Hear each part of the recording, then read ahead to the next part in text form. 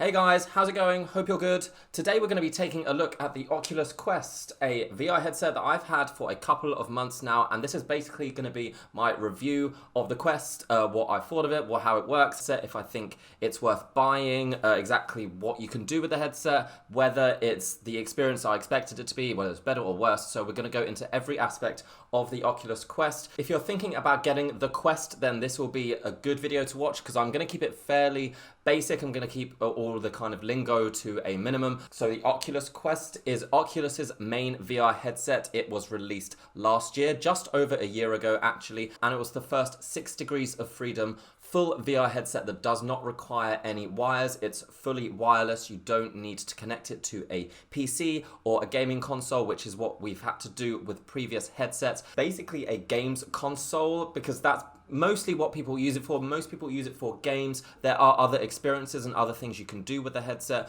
A lot of people have described the Quest as the Nintendo Switch of VR. Now, the reason they make this comparison is because the Switch, again, is a portable, easy-to-use gaming system that anyone can basically pick up and use whenever they want. And like the Nintendo Switch, you can plug in the Quest into a PC if you have a good one, and it will boost the capabilities of the headset, so you can either use it tethered to a PC or not. Now, I'm just going to go straight into it and say that I really like the Quest. I mean, it really did kind of blow me away. I wasn't sure if I would like full VR. I've had the Oculus Go, which I've done some videos on this channel. The difference between the Quest and the Go is absolutely massive. The Quest is a full VR experience, which is what you'd expect when you put on a VR headset. You can fully track your body, your hands, and there's so many more games and advanced things available. The games that I played on the Quest, I've really enjoyed. I find VR to be kind of one of these things that really blows me away. I mean, it's almost like when the first iPhone came out and the iPad and the first color screen phone. It's just one of the things that sticks in my mind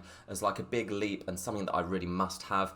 And I found that to be with the Quest. I mean, I really enjoy it. It's so fun. Having said that, I don't play it all the time. It is a bit of a toy. It's not something you're probably going to want to play for hours and hours at a time. There are some issues with comfort with the design of the headset, which hopefully will be improved in the next generation. There is also a limit to what the Quest can do just based on the hardware that it uses. But all in all, I really like it. So let's go into more detail now and let's see what the Quest can do. The Oculus Quest is a 6 degrees of freedom headset. It features 2 OLED screens with a resolution of 1600 by 1440 pixels per eye, with a field of view of 100 degrees. It features an accelerometer and a gyroscope, and it's powered by a Snapdragon 835 processor. The maximum refresh rate is 72 Hz. Features 6 degrees of freedom inside-out tracking using 4 internal cameras. It has 4 gigabytes of RAM and either 64 or 128 gigabytes of internal memory. It weighs 570 grams, it's fully wireless and doesn't require any extra hardware to run. But if you did want to boost its capabilities, there is an option to plug it into a VR-ready laptop, which will allow you to play some more advanced games. Now, that may not mean much to you, but the things to focus on is really the screen quality, the resolution, which for the Quest is reasonably high. There are some other headsets that have slightly higher resolution screens, but compared to most headsets, the Quest is pretty good. It also comes with 2 controllers, which are fully tracked by the headset and also feature many buttons. The first time you use the Quest, you'll need to set it up, which is fairly easy. You'll also need to set up the Guardian system, which is a really ingenious way of defining the space that you're going to use when you play with your VR headset. A VR headset with room scale tracking means you can move about the room, in whichever room you're in whichever space you're in, and the VR headset will know you're moving and it will move in the game or experience that you're playing at that moment. But how do you stop yourself from crashing into things? How do you stop yourself from walking into a wall? Well, the way that Oculus does this is with the Guardian system. So, as you may have noticed, there are 4 cameras on the headset.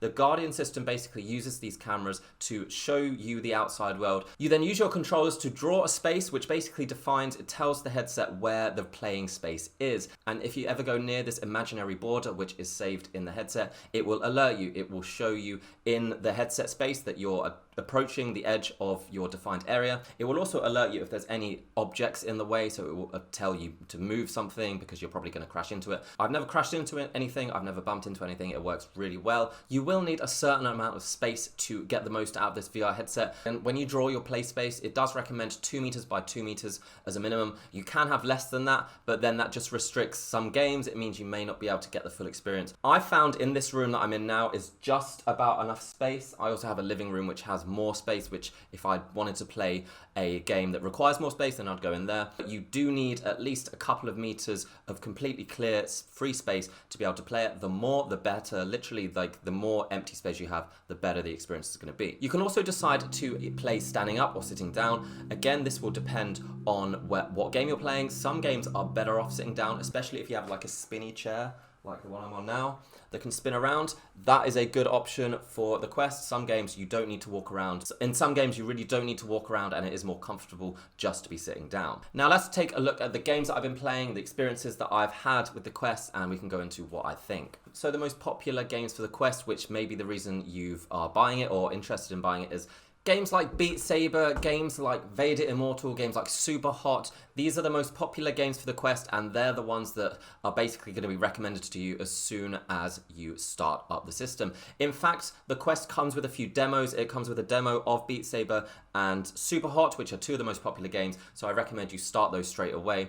Also, when you start the Quest, they'll give you a tutorial. It's a little game. It's called First Steps, and it basically introduces you to the Quest. It introduces you to the controllers, how to control things, so it will ease you into the VR experience. And it was actually a really amazing experience for me. It was the first VR game I played, I guess, and it really did show me exactly what's possible. I've introduced it to a few friends, and they found that bit to be one of the most, like, the moment where they're like, wow, this is actually really amazing. So just looking at my library, I mean, there's also a Go app, so I recommend you download that. You can manage your library, you can download games, you can see what's available. So obviously I played Beat Saber quite a lot. That's the first thing I downloaded because that is basically what everyone plays on VR these days.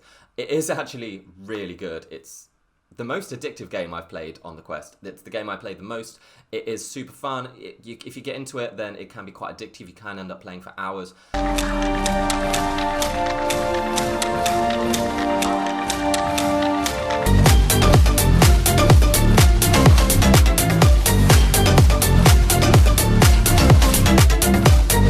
It's a weird, like, kind of dance, exercise, rhythm game, which, yeah, you feel really awesome playing it. It's really satisfying to play. It can be very hard as well. I'm actually quite good at it. I found with the amount of practice that I've had, I can actually play some hard levels quite quickly. So if you did wonder if Beat Saber is, like, really as good as people say, it really is. Everyone who I've showed it to has loved it. And there are ways to get more songs than what's on there, but I'll go into that later. Games like Vader Immortal, where you can play as well, you don't play as a Jedi, but you can play using a lightsaber.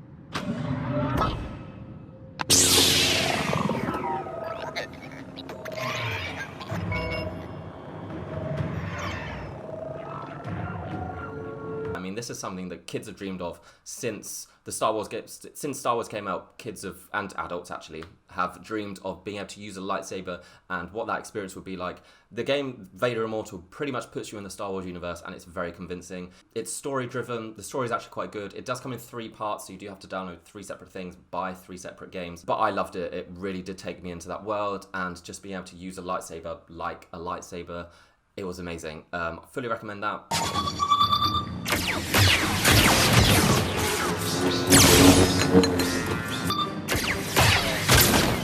Now, what I will say about a lot of the games is that they are quite short.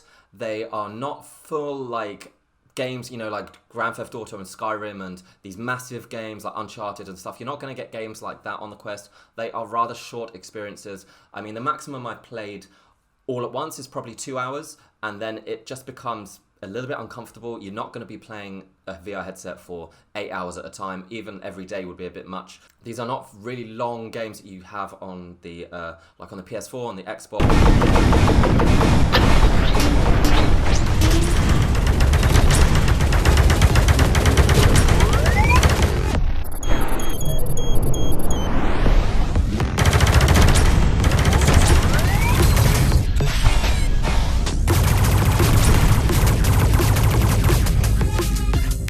Kind of thing. It's short. They're usually cheaper, to be fair. So Quest games tend to be around anything from $10 to $25, and the same in pounds and euros roughly. Yeah, so they're cheaper, but they're shorter. It's not going to be a really, really big, long, huge game, long experience. For example, this Vader Immortal, I pretty much done it in an hour and a half.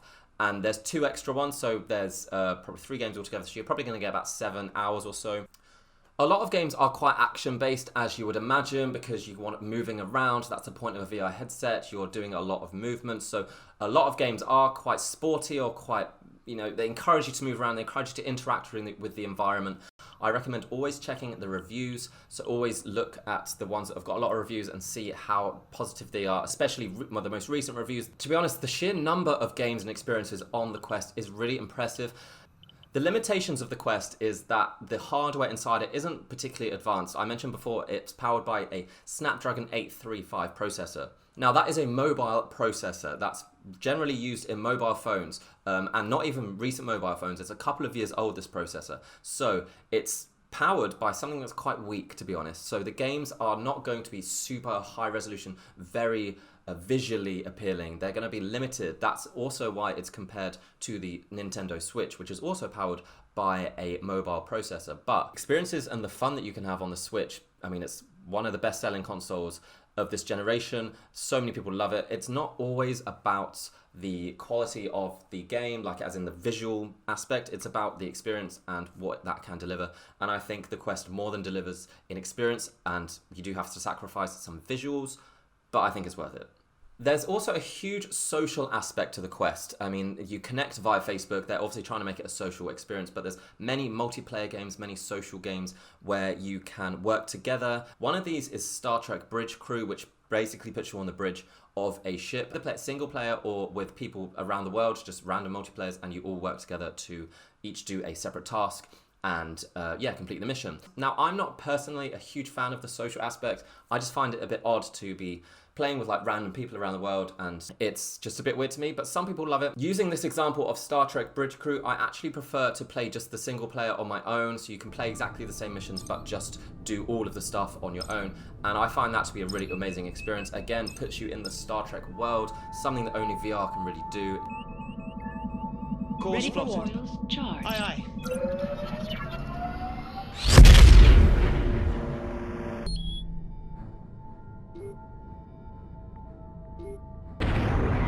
Captain. Shields up. Arming torpedoes.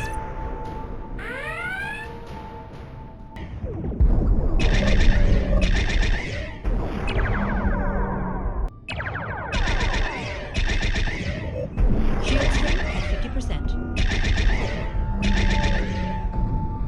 But some people love it. Some people love being able to interact with people in the VR world. There are entire experiences like Alt Space, Oculus Rooms, these kind of experiences which literally put you in a world and you just literally are designed to meet people, talk to people, play mini games with people, and have this whole social aspect of VR, which I think is really amazing for people who want to do that. It's not personally my taste, mostly because none of my friends have a VR headset, so I can't really experience it together. I think if I had a few friends who I could do that stuff with, and then maybe meet other people through that, then that would be fine. But unfortunately, I have no friends with a VR headset. Who am I kidding? I don't have any friends at all. Now, apart from games, there are other things you can do on the Quest. I mean, it is basically a gaming console. That's what most people use it for. But you can also use it to watch videos, watch 3D videos, 360 videos, documentaries, films, Netflix, YouTube, consume so much media on here. And most of it is free, to be honest. A lot of it is free. Even like theatre shows, there's an app that allows you to watch recorded theatre shows in 360 degrees. On this channel, I've created a lot of 360 videos from places around the world, which is basically designed to be watched on an Oculus Quest or a VR headset, and it is really good. You do get a kind of little immersive experience, and now when we're probably not going to be able to travel that much in the next year or so, it's the closest you can do to exploring different places around the world. At least gives you a preview. It's much more realistic experience than flat videos, and by videos I mean all kinds of videos. Do you get me? Now, I've been talking up the Quest quite a lot in this review. I'm making it sound like it's the perfect headset. It isn't. There are some issues, and we're going to look into that now. The main issue I found with the Quest is how comfortable it is to wear, which unfortunately is not very. I mean, when you put it on for a start, you do need to adjust it quite a lot because depending on your face, depending on the size of your head, depending on where your eyes are, it's going to be adjustable. The straps that I have here, they're all adjustable, so you know you can pull things to make it tighter. You can adjust these things at the side here. There's even a little slider here which adjusts how far wide the screens are apart. So you do have to spend a good like 10 minutes or so adjusting it, and I find I have to adjust it every time for some reason. Sometimes the screens can look a little bit blurry, and the tiniest little movement can make it completely clear. One of the first times I used it, I thought, why is it so blurry? Is this the best it can do? But then I realized I hadn't got it quite on properly. Then it all became very clear. It's also quite heavy for a VR headset, 570 grams. It doesn't sound like a lot, but wearing that on your head and moving about a lot for 2 hours, you're going to feel the strain. It's going to hurt your neck. It's going to hurt your head. You're going to not feel like you're going to want to play it much longer than that at all. Yeah, so that is kind of a problem. And compared to other headsets, from what other people have said, the Quest generally is not the most comfortable. There are some accessories you can buy to improve the comfort of the Quest, but obviously that is an extra thing you need to buy. I mean, I've not done that yet. Also, I found when I wear it for quite a long time, if I take it off, I have a huge like red marks on my face. Now, got quite sensitive skin, so that is kind of annoying for me. It takes like an hour for it to go away, so you wouldn't want to use it and then go outside. It would look like you've had some weird experiment done on your face. But all in all, it doesn't ruin the experience, but it could be a little bit better if they just had designed it a little bit better. So yeah, nothing we can do about that really. Since the Quest was released, there have been quite a lot of updates. There are two that really stand out in terms of big updates. The first is hand tracking. For the most part, you use the Oculus controllers to control games, to interact with the environment. It's how these are basically your hands. These appear as hands in most games and experiences, and you can grip, you can move, you can play, you can select, you can do anything with these controllers. They're actually really good. I find them very comfortable, easy to use, really like the controllers. However, an update has been released allowing the Quest to track your hands, literally track your hands in real time without touching anything, so you can interact with the environment just by moving your hands, gripping, touching, poking, pressing buttons, whatever. That's been quite a big update for the Quest, and it's really like one of these things that I'm like, wow, this technology is really good. Is it perfect? No. Does it work on every game? No. There are actually only very few games that can use hand tracking at the moment.